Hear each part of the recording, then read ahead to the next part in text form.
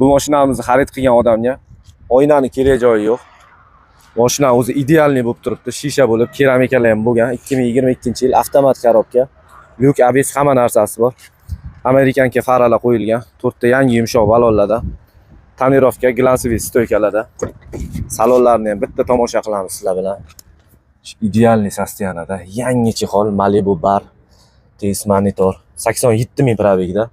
Mejigar pultli ham qo'yilgan. Yaxshi rullar bilan birgalikda. Bagajlarni ham bitta ko'rib chiqamiz. Optra stoplar qo'yib qo'yilgan. Olib minishga tayyor 4-pokoleniya propan gazlari bilan birgalikda. Lekin mashina haqiqatan ham bomba bo'lib turibdi. Ko'rsanglar bo'ladi. Effektini bemalol o'zim ko'rib turibman. Tan narxi naqdga 182 million qilib beramiz. Avtokreditga eng minimal 33 million boshlang'ich to'lov bilan chiqadi. Oylik to'lov 5 million 200 ming. Kerakli hujjat bitta pasport, bir kunda nominglarda bo'ladi. Mashina qo'limizda turibdi, nalichida.